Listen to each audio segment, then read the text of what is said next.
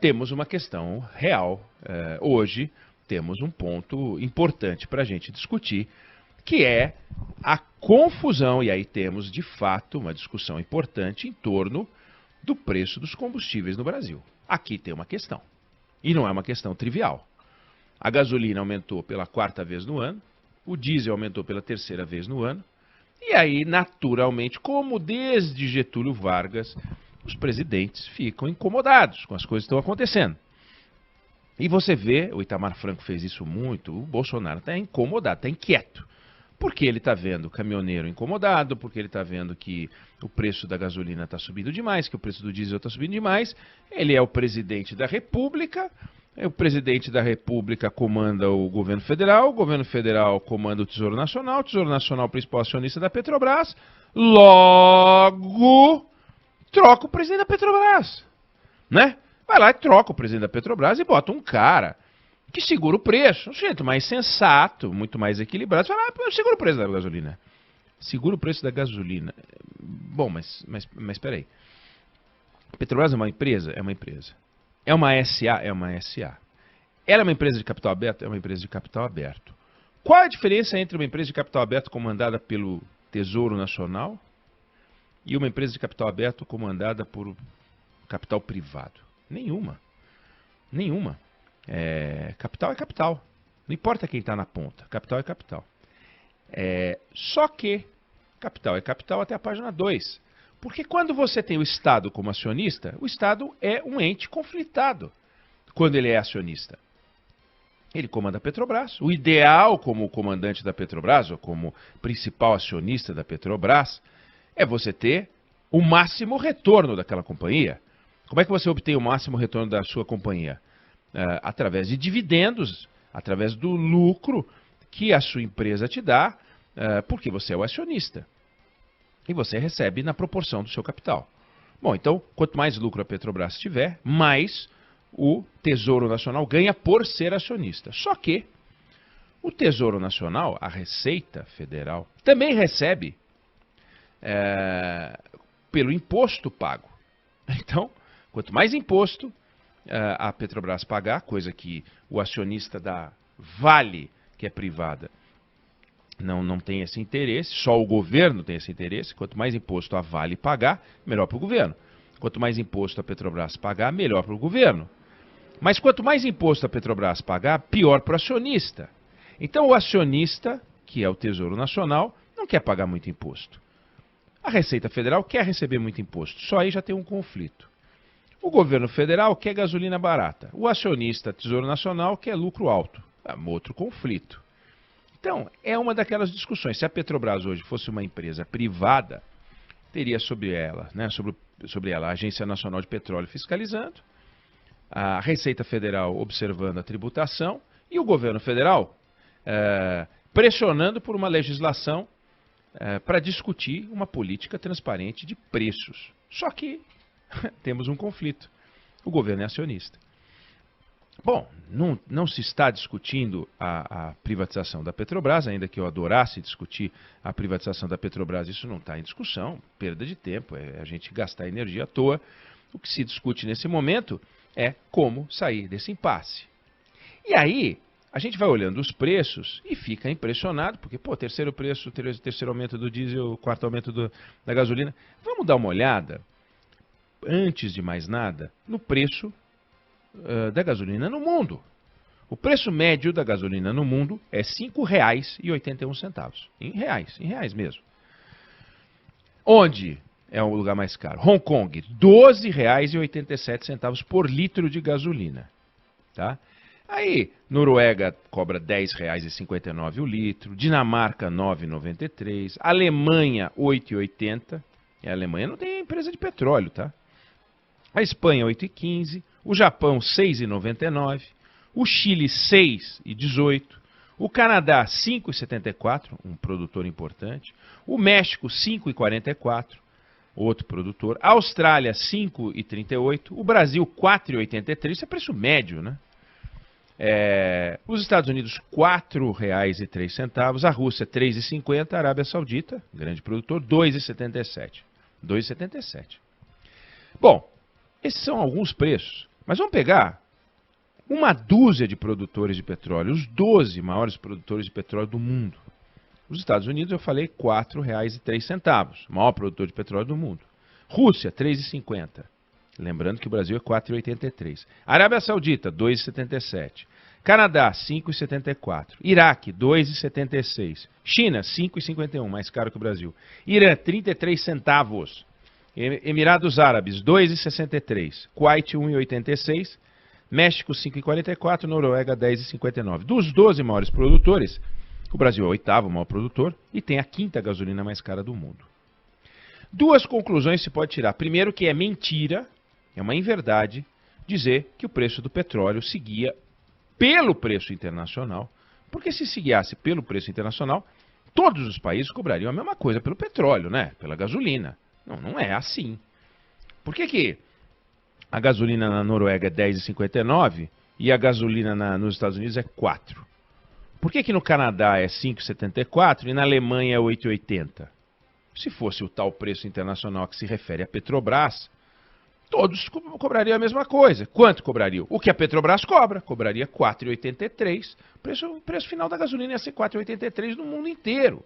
Não é. Então não é assim.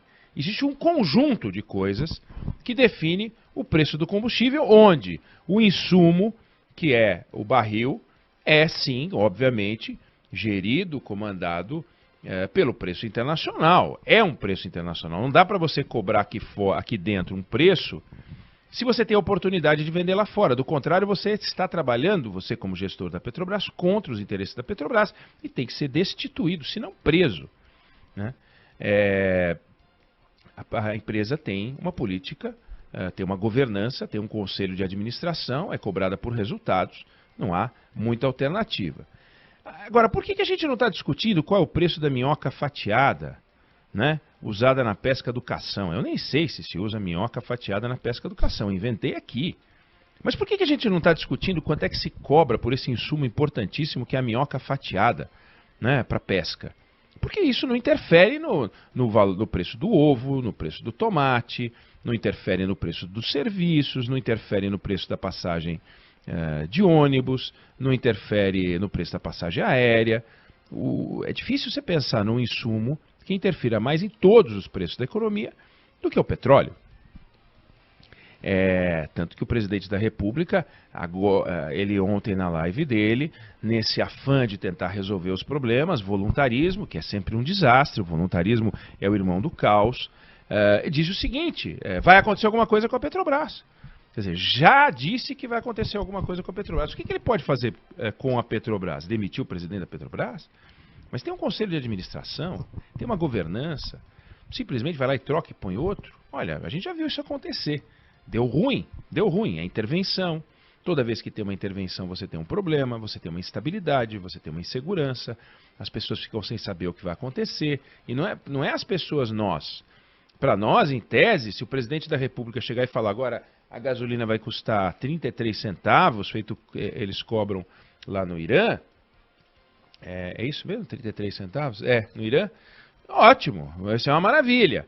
Só que quebra a Petrobras, a gente se arrebenta, perde credibilidade, o Brasil quebra. Não é assim que a banda toca. Não adianta.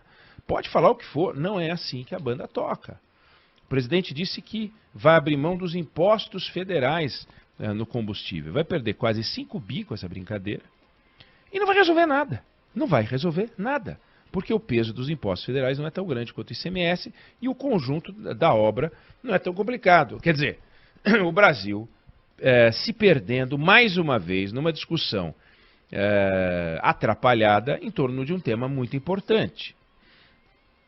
Olha só, por que nos outros países a gente não vê essa discussão de forma tão importante? Como eu falei, a Alemanha não tem agência, não tem empresa de petróleo e sobrevive bem, estão lá se virando, economia forte, enfrentando a China, principal economia europeia.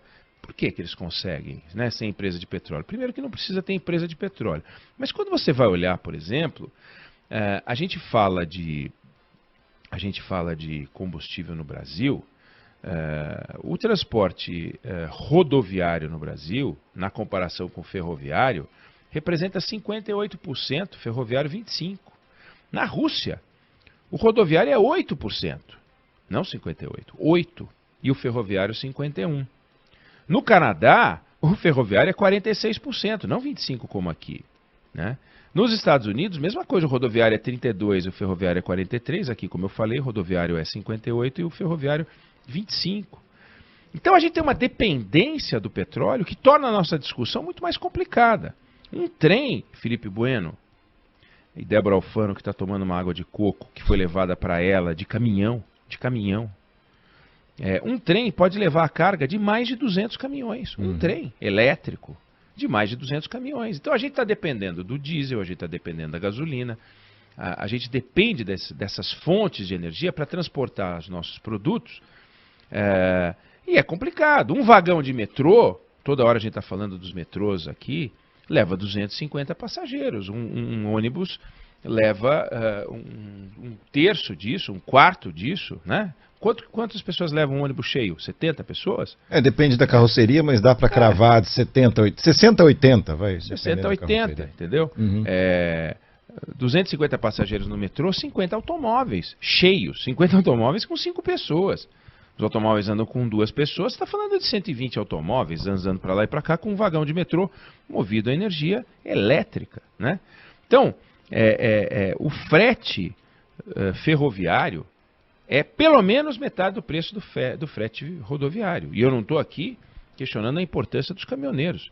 Eu estou dizendo que a gente precisa crescer em importância o transporte ferroviário para que a gente não coloque mais caminhão na estrada, para que a gente, ao não colocar mais caminhão na estrada, a gente não comprometa a renda dos caminhoneiros que já estão por aí, porque nós cometemos uma estupidez populista ao entupir o Brasil de caminhão, numa política enlouquecida que em tese era para modernizar a frota, mas o que aconteceu foi que você aumentou brutalmente a quantidade de caminhão. Ao aumentar a quantidade de caminhão, obviamente a oferta aumentou, o preço do frete caiu, está todo mundo aí catando cavaco para conseguir levar a carga para lá e para cá, e não dá. Aí quando vem o preço do combustível nesse patamar, assusta, afugenta e aumenta o preço de tudo, provoca inflação. Então, uma empresa de petróleo é igual a uma empresa, a um supermercado? Não é. Porque o supermercado você não vai aqui da esquina aqui, você anda 2 ruas e vai ali. Não dá para você fazer isso. Tem essa empresa produzindo petróleo aqui, tem a outra lá, não dá, porque a Petrobras é monopolista. Não é monopolista, tá bom, oligopolista, porque quebraram o monopólio do petróleo, mas ela é a dominante. E na medida em que ela domina, não dá para tratar a empresa de petróleo brasileira como se a empresa de petróleo fosse um supermercado livre, que os preços são livres, é tudo livre. Não é tudo livre, é tudo regulado. Está cheio de preço regulado, preço de remédio é regulado, preço de combustível, tem que ter uma política clara, essa política tem que ser de conhecimento da sociedade, não adianta só falar com o acionista, a sociedade tem que saber, a sociedade está disposta a pagar esse preço, nesse formato, nesse modelo?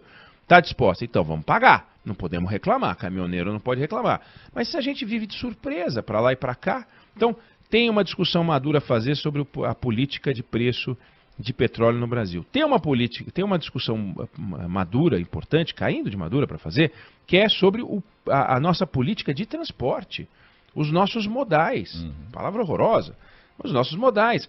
Cadê as ferrovias que não ficam prontas? Cadê a transformação do Brasil para pelo menos um patamar razoável, patamar canadense, 46%? Significa dobrar a quantidade de ferrovia que a gente tem hoje no Brasil. Não vou nem falar da Rússia, né? 81% como eu disse, mas nos Estados Unidos 43%, a gente está com 25%. Na Austrália 43% também, a gente está com 25%. Então, ou a gente começa a avançar, tá? Vem aí o carro elétrico, vem aí o caminhão elétrico, e tem o trem, nós temos que mudar. E aí sim, as coisas vão começar a ter uma grande mudança. Mas até lá, nessa transição, a gente precisa respeitar os contratos, a gente precisa respeitar as regras, a gente precisa respeitar o acionista, a gente precisa respeitar o consumidor. Como é que você faz? Não, eu vou respeitar o acionista. Tá, mas e o consumidor? Ah, não, eu vou respeitar o consumidor. Mas e o acionista? Não dá para ter esse dilema, tem que ser tudo. Então, tudo que não pode é o presidente da República, com a preocupação correta, agir de forma estabanada e falar, agora eu vou trocar o presidente da Petrobras. Isso é Não pode, isso aí nem na pré-escola. Na escola, a tia chama o Zezinho, o Guinho, e fala, olha, gente, vocês são amiguinhos, agora dá abraço, vai. Abraço do coração pra tia ver. Não pode fazer diferente disso. Eu sou presidente da República. Não é. Eu sou presidente da República. A ANP, ele mesmo na declaração dele é muito interessante, porque vai caindo a ficha do presidente para as limitações do cargo. Graças a Deus é assim. Porque se não fosse, ia ser um desastre. Não por causa dele, não pode. Presidentes não podem sair achando que são monarcas. Não são monarcas. Imperadores, soberanos. Não são. Aí ele fala assim, na ANP eu não mando porque é independente. Na Petrobras também não pode trocar porque tem o Conselho de Administração. Ele falando na forma de lamentos, aquilo que a gente festeja e agora vai ter Banco Central independente. Vamos ver como as coisas vão funcionar. O presidente vai se morder, né? Vai ser um troço complicado. Então, nem a gasolina brasileira está pela hora da morte, na comparação com o preço internacional, só que nos países que eu estou usando como referência, outros países, a renda per capita das pessoas é muito maior. E o Brasil é um país sofrido. E mais, a gente precisa, mais do que os outros países, do combustível, porque tudo, do ovo à minhoca, a gente leva de caminhão, pô. Então, tá complicada a coisa. É um nó, esse nó é para valer, esse a gente tem que acompanhar. Daniel Silveira que se dane, senador Cueca que se dane, eles que vão cuidar dos seus problemas, nós não temos nada a ver com isso. Vamos observar, acompanhar, monitorar, claro que a gente tem a ver, mas isso aqui é coisa real. Como é coisa real distribuição de vacina, distribuição de combustível é coisa real. Preço de combustível, preço de vacina, chegada da vacina, logística, aliás, a própria vacina precisa do caminhão. Então, temos que olhar isso com muito interesse, não podemos permitir para que o Brasil não se torne, aí sim, um pária, que as coisas se deem na forma do atropelo. Isso não pode de jeito nenhum. Então vamos acompanhar essa discussão que ela vai ser e está sendo importante.